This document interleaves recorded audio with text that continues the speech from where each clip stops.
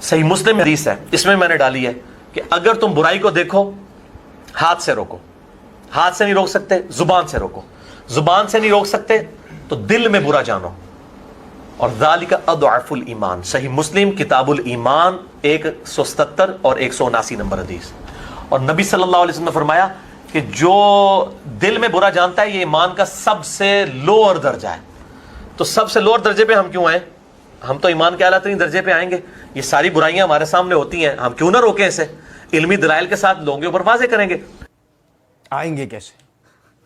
سوچیں، میں بتاؤں آپ، صحیح مسلم حدیث ہے کہ تم، مرزا جی کے الفاظ، کہ اگر تم برائی کو دیکھو تو ہاتھ سے روکو، ہاتھ سے نہیں روک سکتے زبان سے روکو، زبان سے نہیں روک سکتے دل میں برا جانو۔ لیکن اس سے پہلے برائی کیا ہے؟ نہیں سمجھے؟ اس سے پہلے بحث یہ ہے کہ برائی کیا ہے؟ پہلے جس برائی کا اس حدیث میں ذکر ہے، ہم ابھی جان بوجھ کے اس کی کوئی شرح کی بحث نہیں کر رہے، لیکن اتنا ضرور ہے کہ محدثین نے اس کے اندر جہاد کو ذکر کیا ہے۔ کس کو ذکر کیا ہے؟ اور مرزا صاحب اور جہاد نہیں سمجھ رہے؟ یہ بالکل مثال اس کی وہ ہے ٹائر اور کیل، ٹائر اور کہ کیل لگنے کی دیر ہے، ٹائر کا کیا ہوگا؟ پنکچر۔ لیکن بہرحال مرزا جی کہتے ہیں کہ تو ہم لوور درجے پر کیوں آئے، ہم ایمان کے اعلیٰ ترین درجے پہ کیوں نہیں؟ تو اعلیٰ ترین درجہ کیا ہے؟ وہ تو ہاتھ سے روکنا ہے۔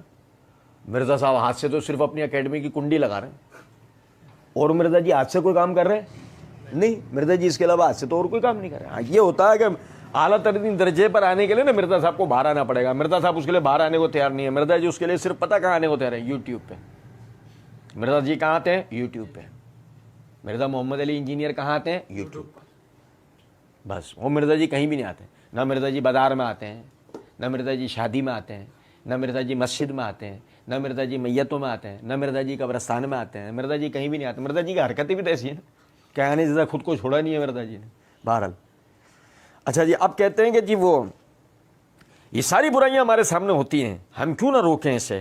علمی دلائل کے ساتھ لوگوں کے اوپر واضح کریں گے، علمی دلائل کے ساتھ لوگوں پہ واضح کریں گے۔ علمی دلائل، وہ علمی دلائل میں آپ کو بتاتا ہوں، مرزا جی کے علمی دلائل سنیے گا ذرا، بڑے ایک قیمتی نقطہ علمی دلائل میں سے میں آپ کو بتا رہا ہوں۔